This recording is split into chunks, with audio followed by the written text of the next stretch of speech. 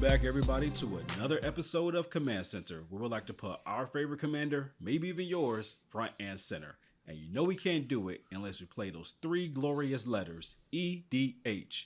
What does it stand for today, Hadoken? Y'all know what that stands for. Come on, man. It's the same thing as it always is. It stands for engines, drift, hard. That's right. Y'all know what time it is. It's time to go for Aetherclust. We about to hit these roads and get these tires screeching. With like our favorite shows and our favorite racing shows, especially the one featuring Stone Darren Johnson. You know the one I'm talking about. But before we go down that merry road, what are we getting into? I feel like I've been preparing for this set since I moved to Phoenix, just because every night I hear tires screeching and someone screaming family outside of my window. I still haven't figured out why. I live in like a very not prime for racing area, but every night just screeches. Someone literally skidded through the intersection outside of my apartment last week. I was watching because I was just curious at this point. I was staring outside of my window at like 3 a.m. and just hit the brakes like 20 feet before and just skidded the entire way through, which is defeating the purpose of stopping at that point. Okay, so we're talking about Aetherdrift. Welcome. Before we get... Sorry, I'm very passionate. You were talking about illegal street racing. I'm very passionate about It's my okay. intersection outside. If y'all didn't understand, Derek lives his life a kilometer at a time. So, with that being said, with his favorite actor of all time, Ben Premium. So, what are we talking about today? Yes, so first we want to give a shout out to Wizards of the Coast. We are MTG ambassadors for Aetherdrift, so hit up the link in the description. We got it in the description below. You can get all your Aetherdrift stuff from them and join in on the very legal street racing through Avishkar and Amonkhet. So what we want to talk about is the set as a whole. Everything's brand new. There's some new mechanics, some returning mechanics, a whole bunch of legendary creatures, and a few spicy cards we kind of want to talk about to get our thoughts out there. The exciting thing about this is we're trying to get our thoughts out there early, so when we misevaluate, we're going to be like extra wrong. That's the exciting part. We don't have any public opinion to like buffer ourselves on. We're seeing this stuff, and you're getting it just fresh from the brains. So that's what I'm excited. I'm excited. I want to repeat my Shieldred take from a couple years ago, because that's the wrongest I've ever been. I need something to match that with the passion that I had for Shieldred. So that's where we are. Okay, so let's jump into the set as a whole. So Aetherdrift, effectively, it's like an interplanar race. Obviously, the two most apparent planes are going to be Avishkar, which used to be called Kaladesh, and then Amonkhet, which I love Amonkhet because the Scarab God lives there, and Scarab God's my buggy bro. There's a whole bunch of racing teams now. So I'm curious, as I go through these, I'm curious what team y'all would be a part of, because that's obviously the most important part of this set is what racing team would you fit in with? So we have the Aether Racers, which are like the Avishkar people. They have fancy golden cars, and they're like the I almost said Arachnomancers. What is it? Technomancer? What are the people? Artificers. That's the word we're looking for. The Artificers from Avishkar. So they get fancy stuff. Next, we have the Champions of Amonkhet, which is going to be like the undead army. Seems like all of the like fancy royalty in Amonkhet plus a bunch of mummies. I feel like mummies would be bad at driving, but to each their own. If they can do it, I just picture all the cars, like, you know, when someone like leaves a public restroom and the toilet paper's kind of like trailing from, that's what I picture all the cars except with mummy wrappings every time they try to drive away. Next, we have the Cloudspire Racing Team, which is led by Chandra. That's exciting. Chandra's back. You know, those cars are going to be literally on fire.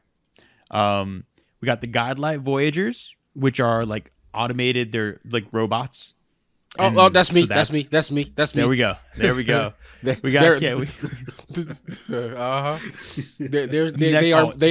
They sound like they're machines in hiding. There we go. Next, we have the one that I'm obviously going to love, the Speed Demons, led by Winter. It's just straight from Duskmourn. It's literally the Duskmourn people with a bunch of demons and stuff like that. And It's just as a Valdemar lover, it's just 80s street racing. but with demons in the art I'm looking at, there is a shark person tied to a car. I have never seen that in a movie before. Get it how you live. Next, well, okay, this one. Yes, it actually have. Actually, it was in the trailer of the new movie, The Accelerated and the Aggressive. So that's going to be part 11. Next, we have the Goblin Racketeers. I think if I were to get kicked out of the Speed Demons, I'd join up with the Gobos for sure. And Duretti's back with the Goblins, which is super exciting because obviously Duretti is one of my favorite characters. Duretti comes back ready to race and go zoom fast. There's only a few left. We have the Alacrian Quick Beasts, which people riding giant beasts. You ride your pet instead of a car. Feels like that's cheating. Feels like they're working on a different axis than everyone else. We'll get back to them later to see if they violated the rules. Well, technically, it's a vehicle. It still counts. I mean, horsepower counts. That is where horsepower is derived from an actual horse. The next one, we have the Speed Brood, which are bug cars. They're bug cars. They're cars made of bugs. Also, it's just Project Cockroaches. That's all it is. When they turn on the lights, they skitter. That's all that is. It's Project Cockroaches. I feel like those are like both terrifying. Those would be the worst to sit in because it just makes me think they're also full of bugs. Like not only are the vehicles themselves bugs, but they're probably overflowing with bugs. I'm gonna pass on those. You look cool. I'm not gonna sit in a car full of bugs. The Keel Haulers. They're pirates. Arg. Oh, they got Captain Howler, who's also a shark person, Kari Zev, and Ragavan. So that's exciting. Ragavan is there to break everything, including formats. It's going to be a party with some Ragavan. So basically, wait, are they on actual vehicles or are they on boats? Yes. The last team, and then we'll move on to the End Riders, and those are just the Rakdos people that Rakdos to Rakdos is my best way to describe them. They're the most Rakdos group that's ever lived. Now that we got through all the racing teams, take your pick in the comments. Who's going to win the race? Nobody knows. It's a mystery. I'm assuming the demons probably have a leg up on everybody just off like mystical powers, but we'll see how that goes. I don't know. Maybe the only planeswalker in the race. That's also the one that can actually jump planes. Small details. Okay, so mechanics now. We have a bunch of, I'll save some of like the most exciting ones for last, but there are some returning ones. Obviously, in the least shocking news ever, vehicles are back. If vehicles were not in this set, I would be concerned. But there are vehicles. So vehicles, everybody's pretty much familiar with those. They're artifacts, crew them, turn them into creatures. They're a way to tap creatures, get other effects. They're great. We also have mounts and saddle, which is basically creature vehicles, which makes sense considering one of the racing teams uses beasts as opposed to actual cars. So we have saddle back. And one of my favorite, the example for saddle, which effectively is the same thing where this one actually is a creature, but you can saddle it by tapping other creatures, total power, same deal. And then you get some sort of bonus if it's saddled. One of my favorite card names is Venom Sack Lagak, which is a saddle card in this. Just a wonderful name. Sound like something stuck in your throat. I see. It's just, you never know. Someone's saying a card name or are they choking? Do you need to get CPR ready? The next mechanic that is back is cycling. Again, kind of makes sense. I feel like it's just trying to go on like a wheel theme here. Cycling is great. I think of all like the mechanics in the set, I am super biased towards cycling, especially for Commander. I feel like, I don't know about you guys, I've gotten really spoiled with MDFCs and having like options. I feel really, especially for a weird like one-off, whether it's a combat trick or removal, if my card doesn't give me multiple options, I almost feel like my hands are tied. So like having cycling on good effects is great because it's like if I don't need this, I could just draw a different card. So I love that cycling's back. Now to circle back to like the big heavy hitters that we want to kind of talk more about, and so everyone can listen to sort of stop listening to me talk. The first one is going to be speed. So speed and start your engines. Effectively, how this works is a card will say start your engines. If you have no speed, it starts at 1. So you automatically start your speed at 1, not 0. It increases once on each of your turns when an opponent loses life. Max speed is 4. So effectively, something with start your engines enters, starts at 1, and then each of your turns, once per turn, if an opponent loses life, you can increase your speed by 1 and then max it out at 4.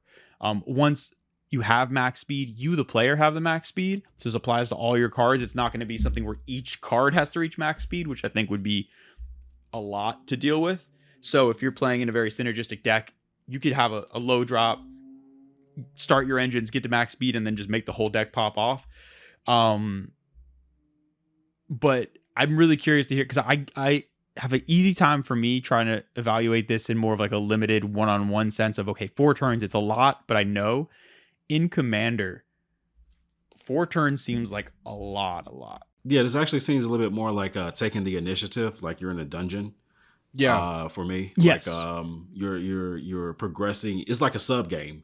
It's a Yes. sub game, and this is another thing to kind of keep track of. And I'm kind of on the fence about this because, day and night is something people didn't really like to keep track of. Initiative is another thing I don't really see that often. Tempted by the ring, which I completely ignore. Like it says the ring tempts you, and I tell it to kiss my booty, but because I refuse to let it tempt me.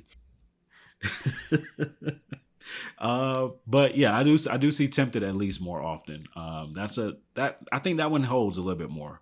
It seems to be a little bit more useful, but it is another thing to track as well. I think Monarch is probably the closest thing that we are able to track as a commander, group and commander aficionados and not fuss about. Because I think everyone's responsible for keeping track of it, and I think that's something that's probably Wizards should probably look into going forward. Something I would that just early diagnostic could be completely off. It does not look like you can proliferate it. It's compared to being tempted by the ring, the initiative, or like Ascension. Where, good note to make though, especially I'm glad like you kind of were diving deeper into this. You can increase your speed even after. So once start your engines happens, if someone immediately removes that creature, you still have speed. So that speed can still progress without the permanent in play. And the best way it stays that on it's a been, player. Yes. It's So it's more like an emblem, I guess. Yes, it effectively is like an emblem that's going to progress. I think you brought up the best comparison, Ken, talking about the ring, the initiative, all that type of stuff. It feels like it's very similar to that. You get your engines have started. That is going to progress. It is like that emblem. And then whenever an opponent loses life on your turn, that's going to increase independent of what's happening. What's going on there? Mandatory rule: whenever anyone in our play group increases their speed, if they play this card, they have to rev up their engines, just so everyone knows that they're in. No. You gotta quote that movie before you do it. He's like, I have the need to go fast. So yeah, I do love actually that it isn't tied to the card itself. I think especially in Commander, imagine if you get it on a 1-drop, if someone board wiped and then you just stuck there until you got another one of those cards out, that makes it really difficult. The cool thing about this is if you have a relatively low drop commander that cares about revving or starting your engines and speed, you can consistently just get the mechanic going and you don't have to worry about another card saying those words at all, which is really cool. Like it lets you build around it. What's up? You mean if your engine stalls out?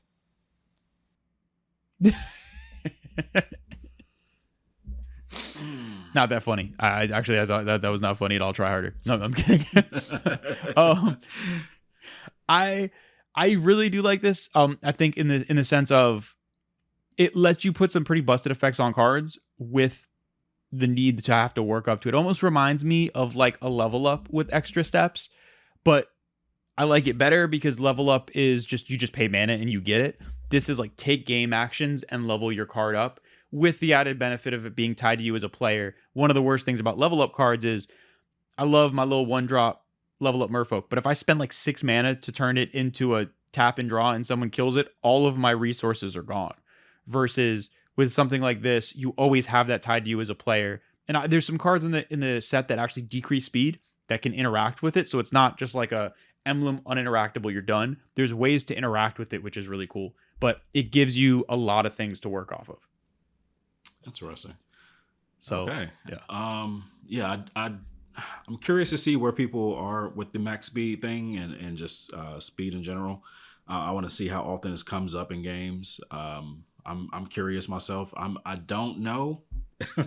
I don't foresee myself building around max speed just yet. We'll talk about some of the cards that catch our eye, and some of them do have the speed element tied to them. So we'll see if they catch our eye for that reason or for other reasons. But so far, I'll just say it's not really that high on my radar so far. But what else do we have as far as mechanics go? Yeah, and I'm a hard agree with you on that said. I think I'm excited about it. I think this is going to be one of those mechanics you have to see play out. I think trying to evaluate it just by watching it or like reading the cards is just not going to work. Like you're going to have to see it and be like, okay, this is actually way faster than I thought. It just being an emblem makes this super playable in Commander, or 4 turns is a lot. I might be dead in 4 turns, that type of thing. So that is interesting. So the next mechanic that's new is Exhaust. And this is another one that I think is super fun for Commander. Exhaust, effectively, it's almost like a super exert. When you activate an exhaust ability, you can only activate it once. So basically, it's That's a super move. You using all 3 of your special meters to do this. Effectively, yeah. You use it and it's just gone.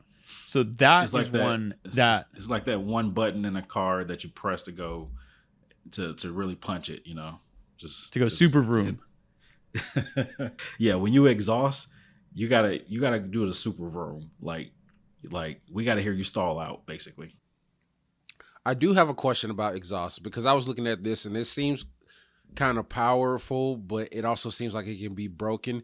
Is this also tied to the card name itself? So if I were to flicker this creature or permanent that it's attached to, would it now empty it and I can do it again?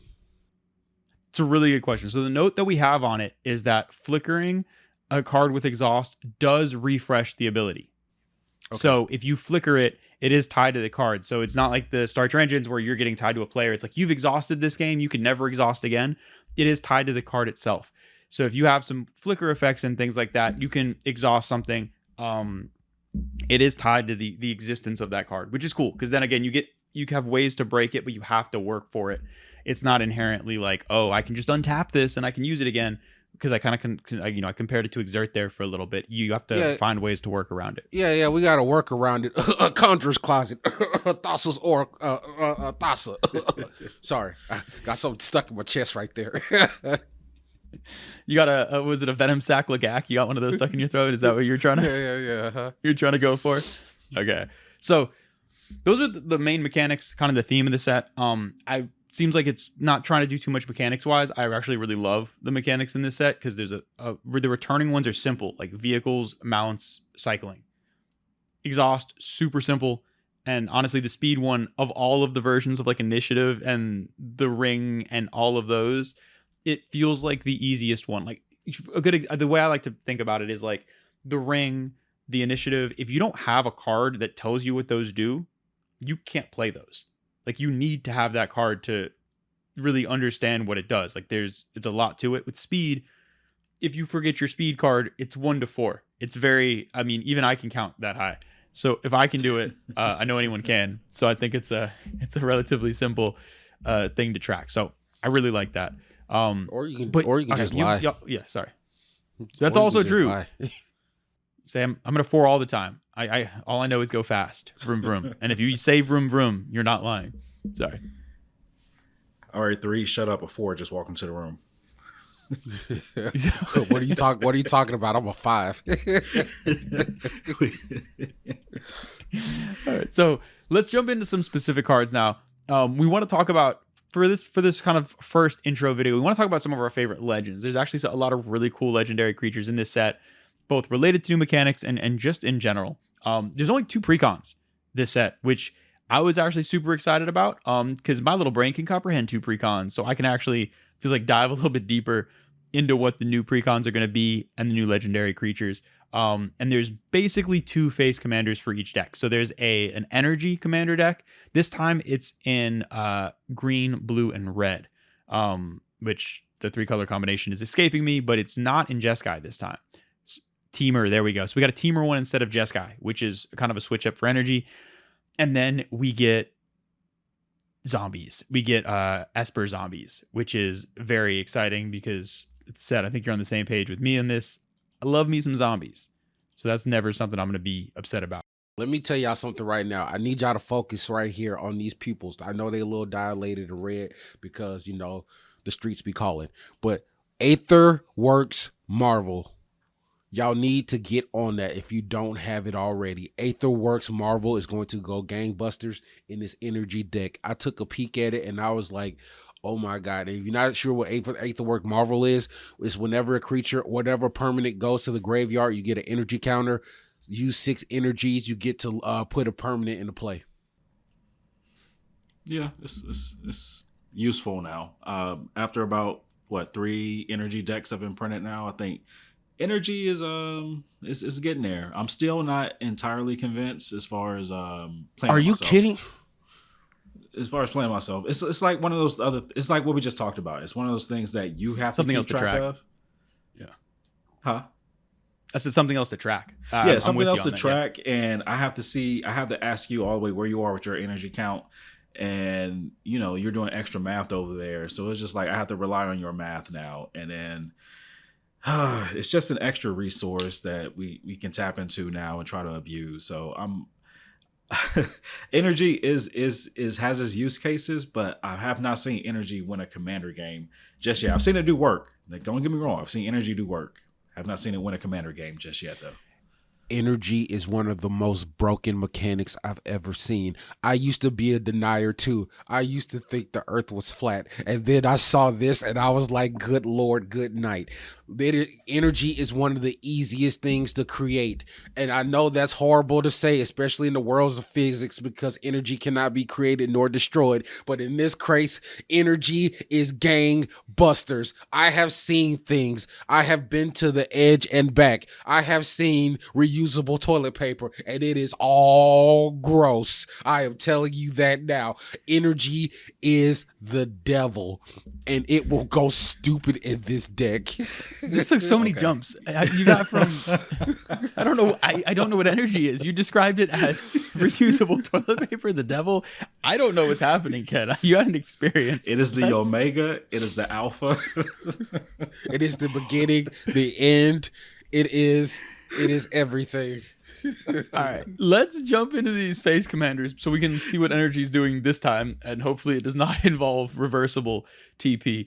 So the face commander for the energy deck, we're gonna have Saheeli, Radiant Creator. It's just 1 in Teamer for a 4/4 human artificer. Whenever you cast an artifact or artifact spell, you get an energy counter. So casting an artifact, you get an energy counter. At the beginning of combat on your turn, you can pay 3 energy. When you do, create a token that's a copy of target permanent you control, except it's a 5/5 artifact creature in addition to its other types, has haste, and then sacrifice it at the beginning of the next end step. The first thing that popped into my head was just a 5/5 Portal to Phyrexia punching everyone in the face after it just made everyone sack their board. That's just the immediate visual that I had. Sir, that is low tier. There are so many different ways to break this. There's even this blue thing. It's called synchronous something. It's in standard that whenever you cast the 3 mana in anything, you create a 1/1 token that power is equal to all the artifacts that you control. Like, this is going in Brea so hard, it's not even funny. Yeah, you always find up like a lot of the artifact and energy stuff. Always see you throwing it towards Brea. Wait, which card is going towards Brea? Which one? Yes. Saheeli. Yeah, yes. Wait, well, Saheeli is Teamer. Ken doesn't follow rules. You think I care? You said that like I care, like I was supposed to care. What are you? I'm sorry, I'm stupid. You don't follow the rules. My bad. You think? Wait, when do I ever give 2 squares about that? Or are you talking about the synchronous card? Is that what's going in Brea? I'm talking about all of it. What I'm gonna do is I'm gonna take a pen, I'm gonna take an erasable pen, and I'm gonna erase the green out, or I'm gonna shade it red or whatever color's not there, and then I'm gonna put it into the deck. All right, that's some next level tech. Ken's gonna play a 5-color energy deck. First time it's been seen. We'll see how this works. With Brea as the commander. Okay, so I would say with Saheeli, I'm a sucker for this type of ability. We've seen it like Mishra. And the Precon Mishra had a similar ability. Feldon obviously does similar things. Any type of deck where you're basically creating copies of your big stuff, The fact that this is turning non-creatures into big 5/5s, it does give me the Mishra vibes, but like a better version almost, because you're getting energy in the process and you're basically getting a resource in addition to this effect that you can use on other stuff. Ooh, This looks really fun. Pair this up with Brutaclad. My boy Brutaclad. Oh my goodness. Oh, Turn Broody C. all your tokens into 5/5 whatevers. Why are we putting this into the ether? Why are we giving people ideas of stuff to do? Why are we not writing this down? Why this are we is not building this deck?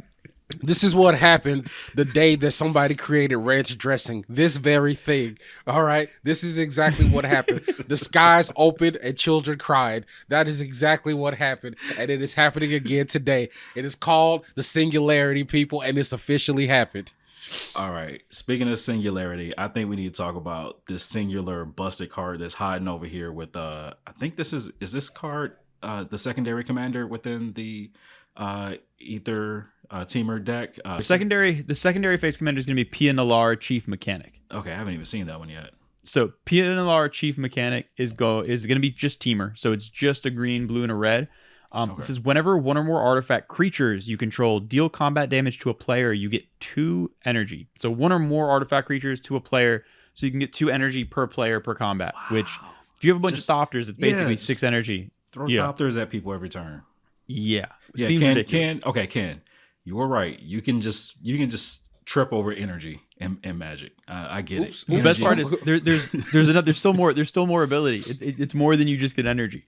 At the beginning of your end step, you may pay 1 or more energy. If you do, create an XX colorless vehicle artifact token named Nalar Aetherjet with flying and crew 2, where X is the amount of energy spent this way.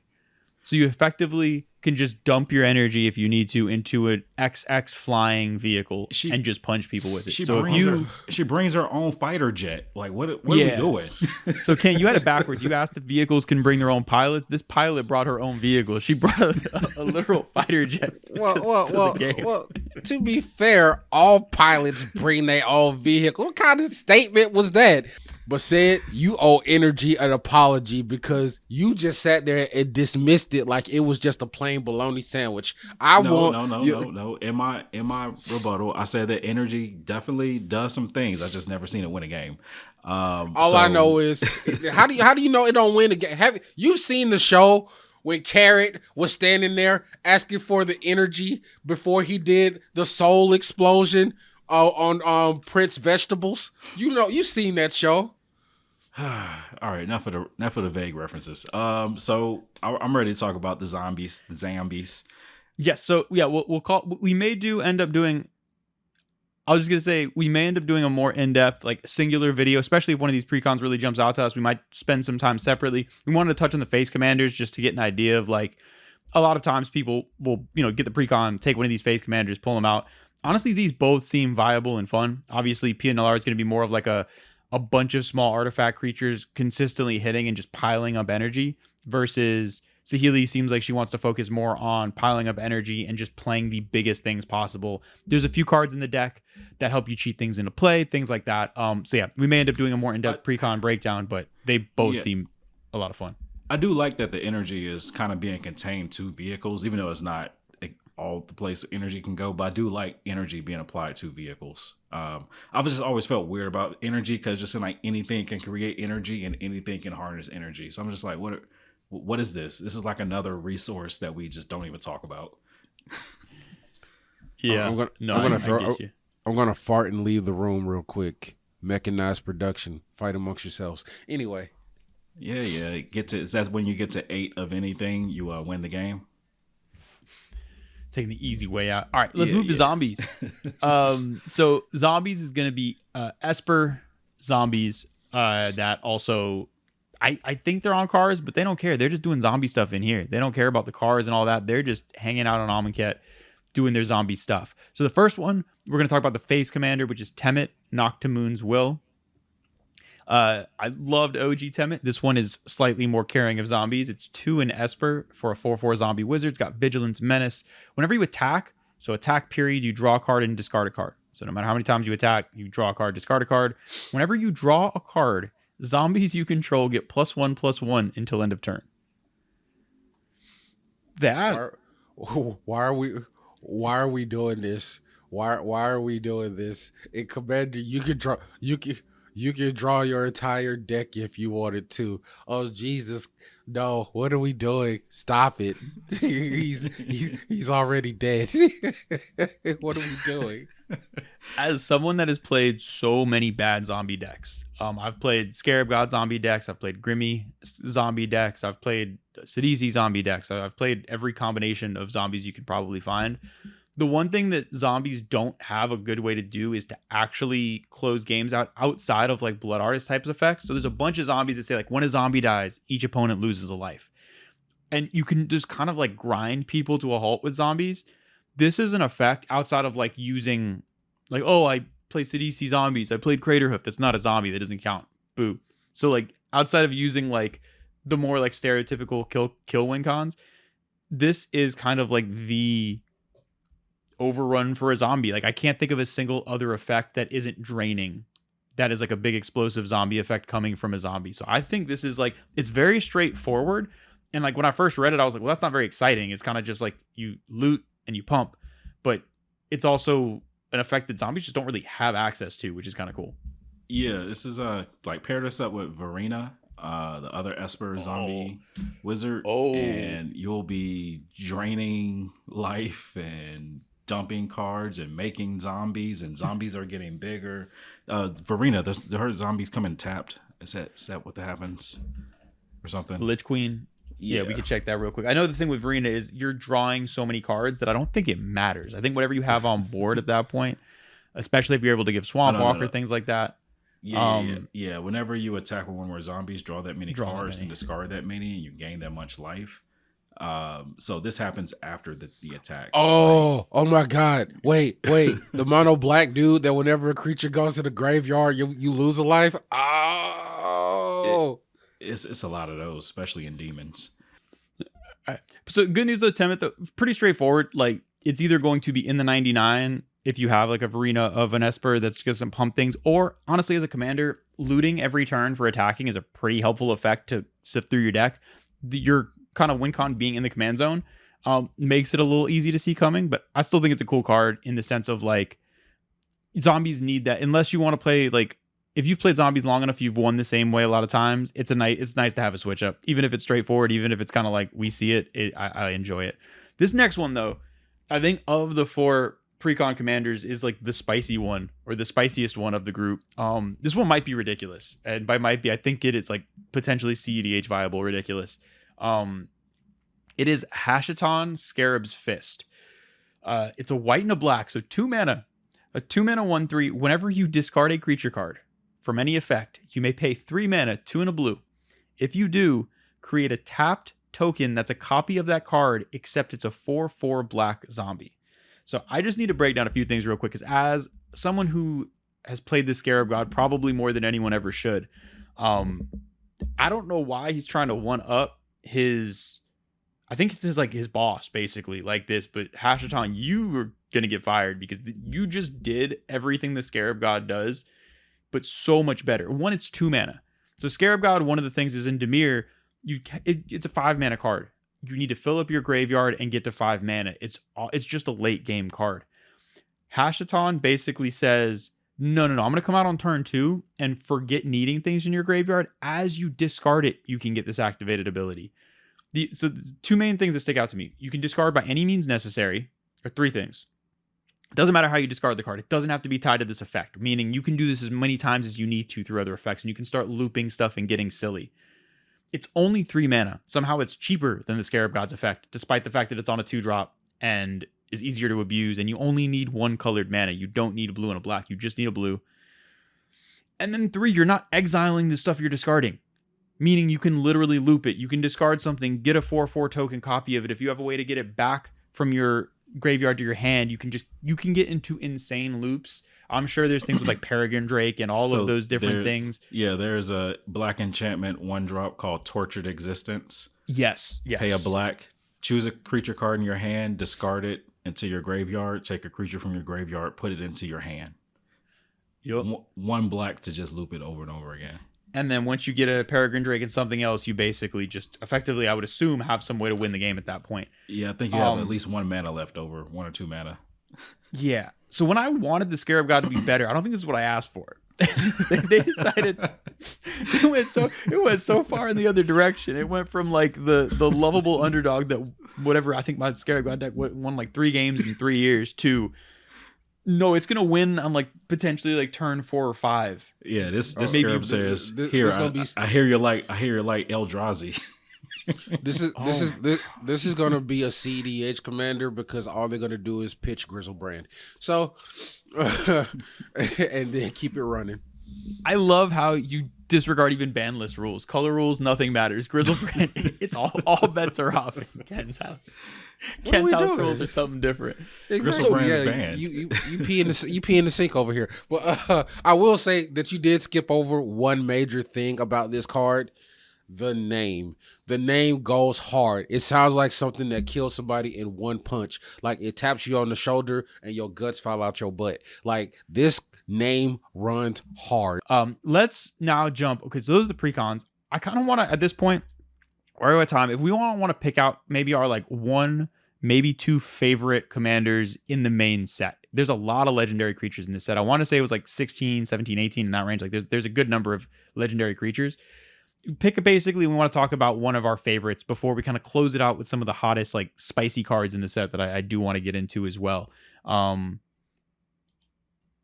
So if anybody has one ready, you can go ahead and take it. Looks like Ken is way ahead of it, and then we can kind of cycle it on through. Ken, what you got for yours? This isn't my favorite card. This is an all points bulletin in an emergency situation. This is burn on sight. This commander is a threat. And I don't mean to the game. I mean to your well-being and way of life. The name of this card is Sabsunin Luxa. You know what? It's too much. I can't. That's too much. That's too many bars for that one. Sound like you were casting a spell. Hold on. Exactly. I was like, I was about to duck. I was about to jump out of the frame. I did. So this is what it is. First of all, it is blue and green, which is clearly Sultai. I honestly forgot what blue and green was. I think Simic, that's what it is. It has reach, trample, and indestructible because the struggle is real. That's fine. Sub Sandwich can't attack or block unless it has all even counters, a number of counters on it. At the beginning of your first main phase, put a 1/1 counter on Sub Sandwich. Whenever it, then if it has an odd number of counters on it, draw 2 cards. And if anybody doesn't remember, this is a shout out to Bounty the Luxa, which was a rare in OG, in the original Amonkhet set, that did something similar where you like put counters and you either got mana or you drew a card every other turn. So it's effectively like she is the goddess, it looks like, of the Luxa, Luxa embodied, which would make sense. I feel like this can get dangerous very quickly. Yeah, if you have anything, this is more so not a upkeep thing. This is a beginning of your first main phase. Yeah. They did recently print a card, I think a Sphinx, that can take you back to your first main phase over again. And I think there's another card like Approach to the Second Sun or something similar to that name that also does something similar. So yeah, if you can get back to your main phase, you can go crazy, go ham with this.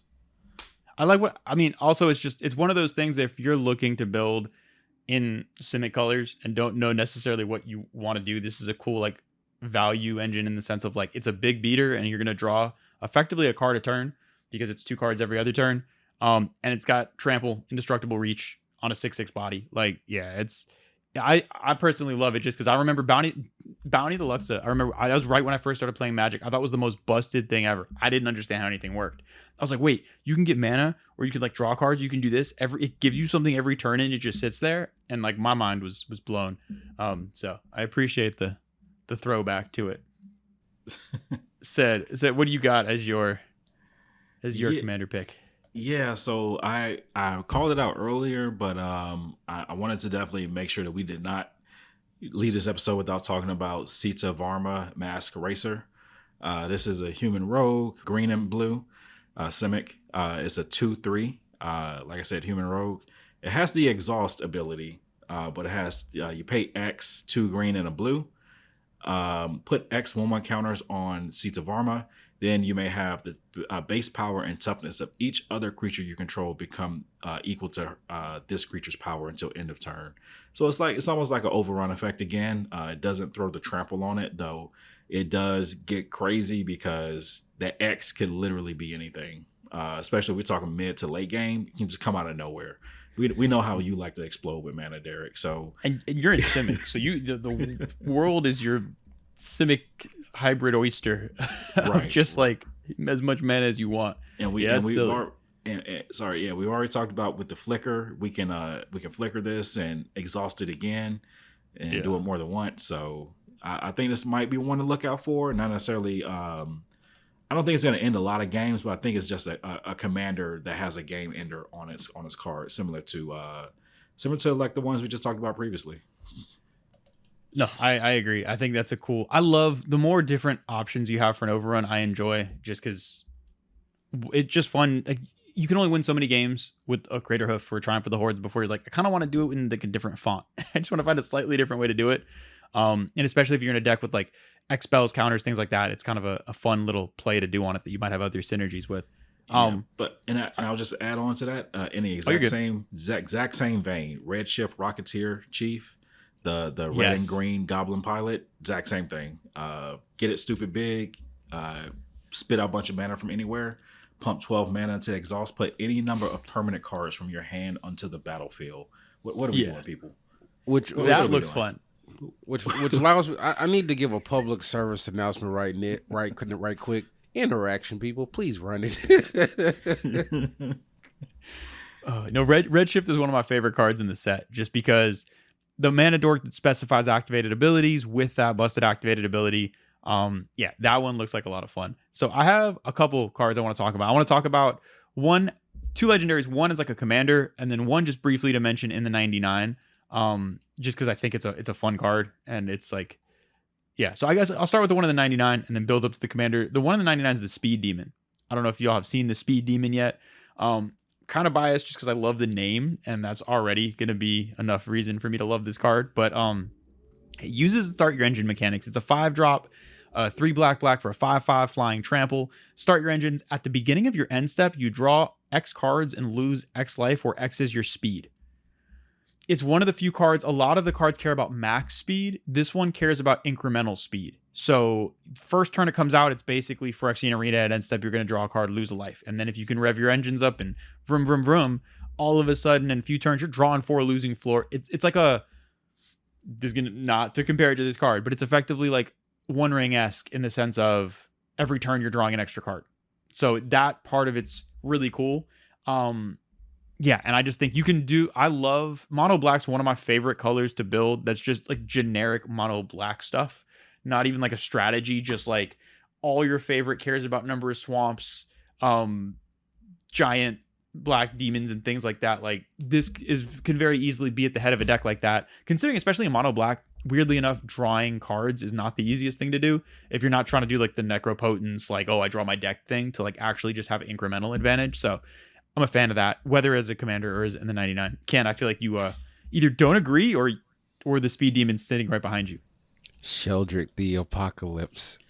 And we're moving on from and then so the last thing I want to talk about for my commander is going to be Gonti Night Minister. So Gonti is back again, but now Gonti is back to his roots. Gonti is back to mono black. It is 2 black for an Aetherborn Rogue 3/4. Basically the same like stats and everything. I do need to point out the art. One of the arts in this set is done by Richard King Ferguson. So it's one of those like old school, like it basically just describe it as like a Richard Kane Ferguson portrait. It's the best way to describe it. It's just beautiful. Whenever a player casts a spell they don't own, that player creates a treasure token. Any player casts a spell they don't own, they get a treasure. Whenever a creature deals combat damage to one of your opponents, its controller looks at the top card of that opponent's library and exiles it face down. They may play that card for as long as it remains exiled. Mana of any type can be spent to cast a spell this way. So it effectively incentivizes all your opponents to swing at each other, and they can all steal each other's spells, and you can steal their spells. Anytime your opponents get hit, spells are being stolen. If you build this as a commander, you should probably like make sure if you're playing like on webcam, have a plan, have infinite tokens, have something ready. Do not be the person who's playing this with no plan and it's just like, oh, I don't know how it's gonna work. I'm just gonna wing it. Like don't do that. But yes, Ken, you'd be the one to do it with no plan. You would sit down at a webcam. You would be on spell table, just playing this card with absolutely no plan and tell us to figure it out. 100%. No tokens whatsoever. Ever. But the card itself, what I love about this is so many kind of steal your stuff decks. It's become more of a popular archetype. There's a lot of really efficient ways to do it.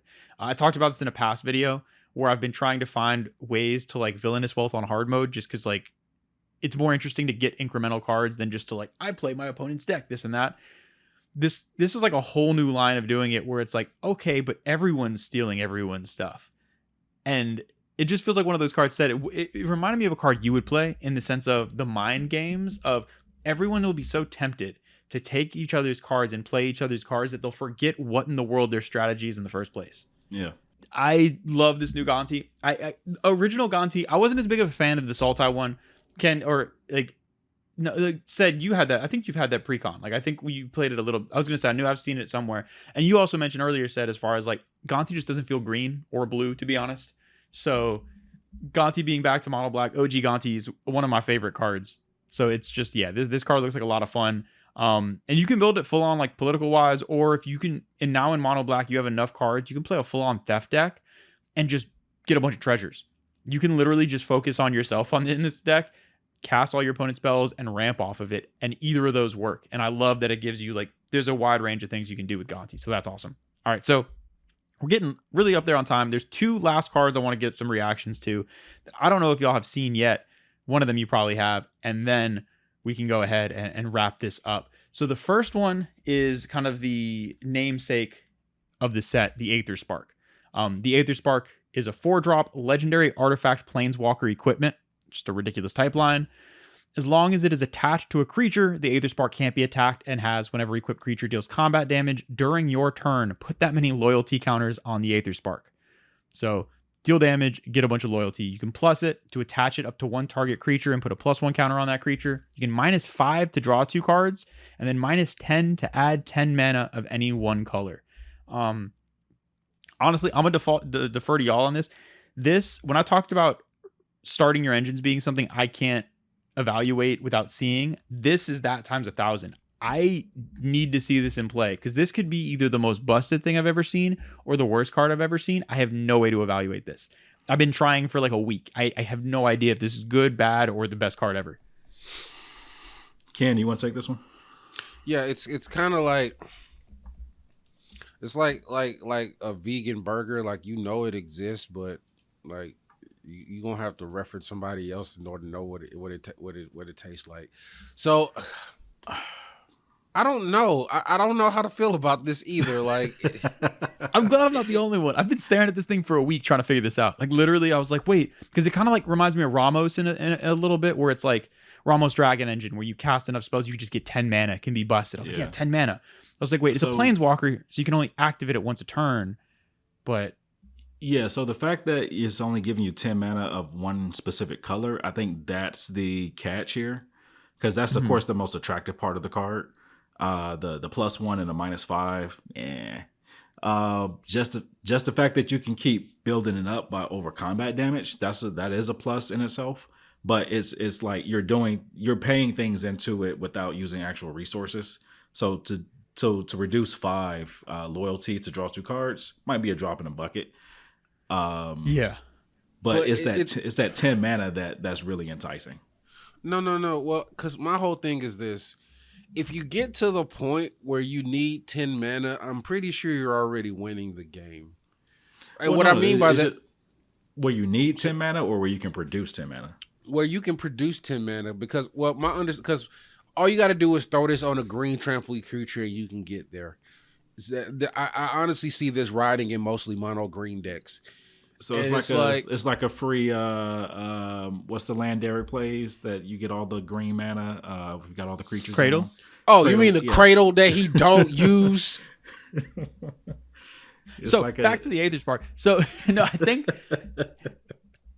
part of me thinks I'm overcomplicating it. I'm thinking maybe it's just a really good card in a Voltron deck. So basically, the way you can read it is it's a 4-mana equipment, equip 0, because you can +1 to equip it, so you don't have to pay any mana. So it's effectively 4 mana to play, equip 0. Because part of me is like, oh, but you want like elusive creatures, but if they hit with small power, it doesn't matter. But if you're playing like Flame War, a deck I love to play, or just any Voltron style deck, and you hit for 7, 8, 9, 10 damage and just get all that loyalty, and it can't be attacked while it's attached, then all of a sudden, evasion doesn't even matter. Whenever this creature deals combat damage during your turn. you're right. You don't even have to hit a player, so you just want a big creature. You literally don't care getting through at all. So it's straight up just like beefiest creature possible. Wait, you can't attack a creature anyway, so that doesn't make any sense. No, what I'm saying, like, this is a planeswalker. So if it's not attached to a creature, you can just attack this and knock down the loyalty. But if it's attached, you can't attack it. So it's like a weird, because this is like the prize of the cup. Do you want to win the Aether Spark? Yeah. Yeah. I honestly, after all the talking we just did, I stand by what I originally said. I have no idea. I'll put it like this: if it gets annoying, there's enough removal. And this has enough super types where it doesn't even matter. Yes. Yeah. I don't think this card is going to be an issue at all. I think it could be fun though. I do think it can be fun. I think if you're in a type of equipment deck that is hyper efficient, you're probably not running this card. But if you are, you can do some fun stuff with honestly just the -5. If you're hitting for a bunch of cards just to get an extra 2 cards a turn for 4 mana. The fact that you don't have to hit a player that you mentioned, you can just hit a creature, that's huge. Because if you're just dealing with chump blockers, it gives you card advantage, it gives you ramp. Like, that seems really strong. This advance is definitely one game type archetype, Eldrazi. Yeah. Oh, gosh. Yeah. This just lets you summon an Eldrazi every turn. At least one Eldrazi every turn. Oh gosh, you're so right. This is busted in Eldrazi deck. Oh my gosh. GT with extra steps. It's GT vibes. Obviously not GT, but it's got the vibes. All right, so the last card, I'm glad our end result is we still don't know. This is what I'm excited to see. So this last one is another I don't know, but I'm really eager to hear y'all's opinion on this, and then we'll wrap it up. All right, so the last card I want to talk about is, again, I don't know if it's good, but this one has the same range of not good to like the most busted thing of all time. It's called Radiant Lotus. So we have a new Lotus. It's 6 mana for an artifact. Activated ability says tap, sacrifice 1 or more artifacts. You choose a color. Target player adds 3 mana of the chosen color for each artifact sacrificed this way. So the first things to point out, it costs 6 to play. It is a tap ability, so you can't repeat this. And as part of the cost, you have to sacrifice the artifacts. It does not specify non-token. So effectively, you can sacrifice as many treasures as you want for triple mana, or you can sacrifice whatever you want and then just get an insane amount of mana. But the thing I'm stuck on, is this good? That's what I can't figure out. All that mana has to be of one color or any color? Target player adds 3 mana of the chosen color. So choose a color. So it's going to be one color for each artifact. So no matter how many artifacts you sacrifice, I think the idea is if you're in an artifact deck, most of your stuff's colorless, so it doesn't matter. Yeah. But that's the idea is you do have to select a color. I think that's probably the more scarier of the two. Yes, I would definitely agree out of those 2 cards. That would be my guess. It's 6 mana. I'm always hesitant. I feel like I've learned the lesson of if you're ramping with the 6-drop, what role is it fulfilling? That 6-drop is about to probably get you 30. that's probably why. And that's where it comes. 6. And I think that's where it comes into play. Is I think it's because my first thought is this something you would run in? Let's say the average non-green deck runs 10 to 15 artifacts, like a bunch of mana rocks. Would you have any interest in running this in a deck with 10 or 15 artifacts? 10 or 15, no. But if I'm pooping out artifacts every other turn, then yes. especially if they're talking about treasures or clues. Because clues, I don't know if y'all been paying attention to clues. Clues been going crazy over the past 2 years. Man, clues suck. Clues suck, man. Clues are But trash. everything produces clues. Like, you know how many things say investigate on there? Like, it's crazy. Food, like there's so many ways to produce artifacts. It's incidental things that you're not even going to think about getting rid of. And it's like, oh, I don't have a reason to get rid of that clue maker over there. And the next you know, there's 10 clues, and you're sacrificing this thing, and you're making 100 mana. And I'm just like, wait, where did that come from? I know, I agree. I think in my head, this almost feels a combo slot more than a ramp slot, if that makes sense.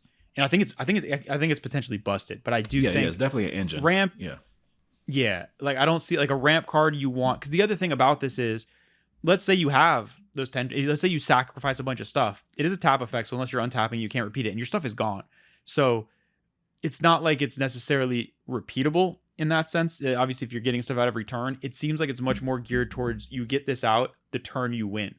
Like, you're in a turn where you have a bunch of stuff out and you have a big win con. You're going to pay the 6 to immediately make 30 versus playing this and not immediately netting 10 plus mana feels like it's a waste almost. Like, it feels like, because at that point, it's either a removal target or you just spent 6 mana to do nothing if you don't have the board to support it. So that's why I'm like, in my head, I'm almost counting it as a combo piece where it's you play and win, and that's it. Like, I can't see this dropping.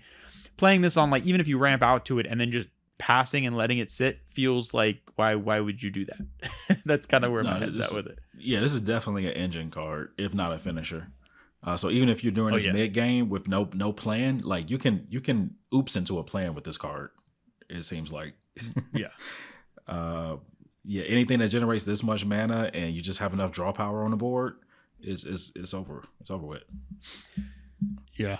Not to mention it's a sack outlet. So just like a free sack outlet. Obviously 6 mana is a lot for a sack outlet, but it's just a free sack outlet. So if you're in an artifact deck, which all artifact decks at this point care about some sort of recursion, if anyone tries to, like, I almost said farewell, but farewell just says it doesn't matter what you try, your life's over and your fun is over. But, like, if someone tries to targeted exile, Swords to Plowshare, things like that, one of your big artifact creatures, you don't even care about the mana, you just have it. So it has multiple utilities. I am just curious to see, with it being a 6-drop, artifacts decks have no problem ramping, but I'm curious to see, like, where it fits in. I do think, though, this is going to win a lot of games. I think, just for both of you, if you had a choice to play only one and you could choose either Radiant Lotus in an artifact deck, let's say you have artifacts, would you choose either Mana Geyser or Radiant Lotus? On the real, I would choose Mana Geyser only because at any point in the game is useful. The Radiant Lotus is definitely for me like a break up in case of emergency or the game is about to end type of card. And maybe I just haven't thought of enough use cases for it, but just the fact that I'm sacrificing so many things with it is I'm losing more than I'm gaining, it sounds like. Whereas the other spell, I'm going to be gaining more than I'm losing. Ken, what are your thoughts? I'm curious. I'm on the fence on both. I honestly, I'm not a mana out of nowhere person, so I probably mana Geyser. You liar! We sit there and watch you ramp every single turn without you being attacked. That, to me, that's mana out of nowhere. Don't listen to a word Ken is saying. So I, as the resident mana out of nowhere person, I feel like that is my role in our play group, to just sit there and sneeze, and all of a sudden 30 mana popped out by accident. I do lean, I would say Mana Geyser. Obviously, you're limited to mono red, so that is a restriction in and of itself. I agree. I think you said it best. Mana Geyser is the type of card where you could seam out of a game, play it, and win, versus you need to have a board, then play this, and then win. But the thing is, in the decks that want it, there's not really many redundancies for Mana Geyser, to be honest. Like, that is a card where in the decks I play it in, it is the only thing that does that, and it is the best at it. Like, there's nothing that can really... Jeska's Will is a whole different slot, where Jeska's Will is more of almost equivalent to like a fast mana type spell versus just a million mana. So in the decks that want it, this could be a redundant effect. Yeah, I'm curious. I think it's strong, but I do think that it is something that you need to have a big board state for. So it's almost like a weird artifact Craterhoof in a weird way, because it is that, like, you got all the artifacts out, then you drop this and do stuff. So it's like a 2-part hoof in a strange way. I'm interested. I'm actually really excited to see how this card ends up being, just because I feel like we're spot on because we all kind of had an agreement about it. So I feel like that's a good sign. But I could also see this all of a sudden, just every game, someone's trying to Radiant Lotus somehow, and we don't know where we went wrong. So we'll find out. Well, All right, we are well over time. So sorry. Yeah. Yeah, I was gonna say one Lotus is recently out. New Lotus is in. We'll see how this does. Yeah. Thankfully, this one is 6 and not 0. Thank gosh, I'm not ready for another 0 mana Lotus. So that we're gonna call it to a close here. We kind of did a little bit of everything. There's a lot of this set that I think we're gonna end up revisiting. Ced made a really good observation. I think when we were talking before getting set up, of this is one of those sets that feels like we're gonna circle back on as a lot of these mechanics evolve and we figure out and be like, oh wow, there's a lot here that we just kind of would like skipped over, or like, I don't know how this is, and then you keep coming back to add stuff as you kind of get comfortable with all the different mechanics in the set, whether it's a Radiant Lotus that's just a whole new card, or some of the Rev Your Engine type stuff. So yeah, I feel pretty positive. It seems like it's going to be a fun set. There's a lot of commander stuff, obviously, which is, we're biased, we're looking for commander stuff. So I'm excited. Do y'all have positive thoughts, negative thoughts, or Ken, are you still thinking about energy and its double-sided toilet paper abilities? Just can't wait to see what happens. Yeah, I think that in a limited environment that this is going to be pretty fun. As far as commander, more personally interested in what the zombies have to offer than what the vehicles and energy have to offer. So I'm kind of curious myself and see how that turns out. Make zombies playable. Let's do it. We've not too playable. Hashatan, you've gone too far. Let's back it up a little bit and find this happy medium range of playability for zombies. But yeah, we'll call it to a close. Again, shout out to Wizards of the Coast. We are ambassadors, so hit up that link in the description to get all your Aetherdrifty goodness. Yeah, maybe you'll open a Radiant Lotus and figure out, is it good? Is it bad? Play it against us. Kill Ken with it. See us in Chicago, because we're going to be in Chicago.